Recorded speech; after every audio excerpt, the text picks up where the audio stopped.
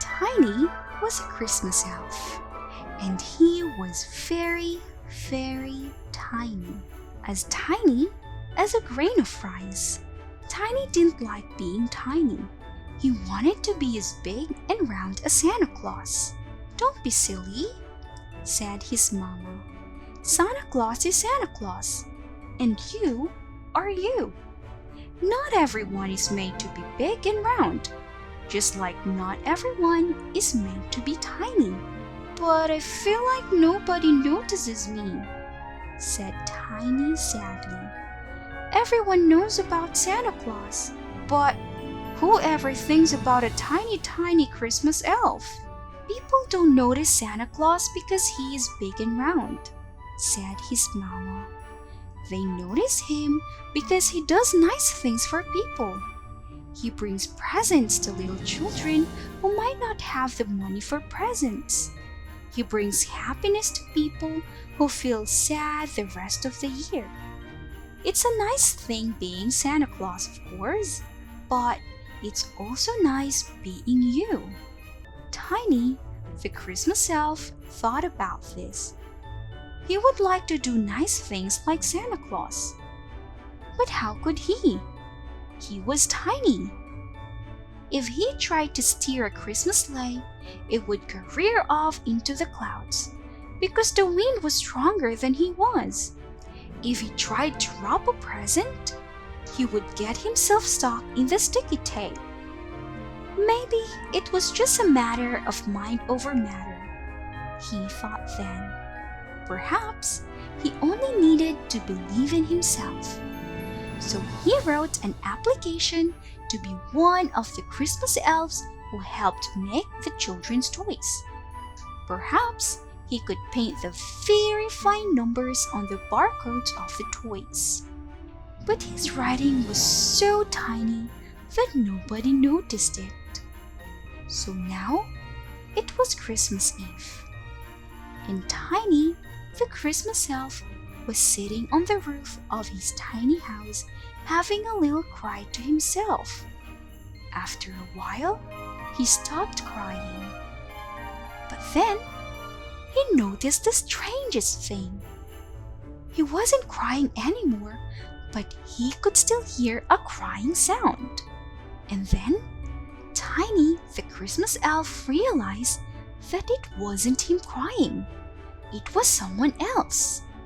Tiny looked around him. He climbed up from his tiny house and saw a windowsill.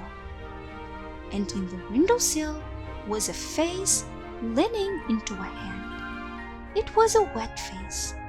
It was a little boy. A sad little boy, crying on Christmas Eve. Tiny, the Christmas elf, climbed up to the windowsill and stood in front of the little boy's sad face. "Hello," he said in his tiny voice. "What's wrong? Why are you crying on Christmas Eve?" And incredibly, the little boy heard him. "Hello, funny little elf," sniffed the boy. "I'm crying because it's Christmas Eve and I'm so excited about Santa Claus coming that I can't sleep. But my mom and dad told me that if I don't go to sleep, Santa won't come. And I'm trying, but I just can't go to sleep. Santa will be here. How can I possibly go to sleep when Santa is here? That is a conundrum," said Tiny, the Christmas elf.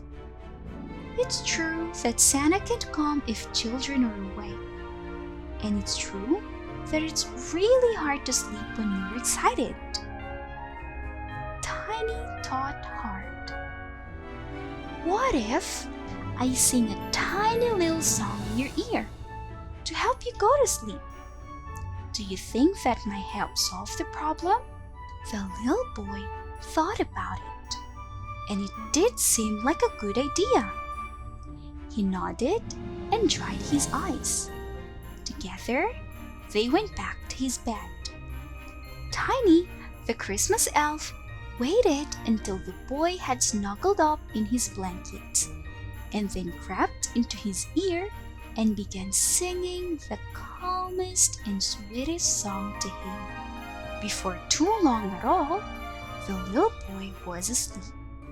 It seemed Tiny's little voice was perfectly suited for lullabies.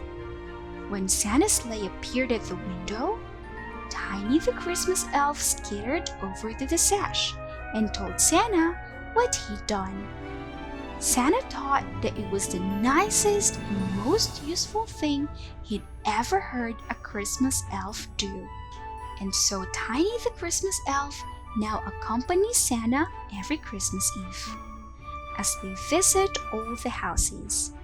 If any children are still awake when Santa arrives, Tiny slips in and sings a little song in their ear, and they are soon asleep and dreaming the most wonderful dreams. And everyone is happy. None happier than Tiny the Christmas elf. The end.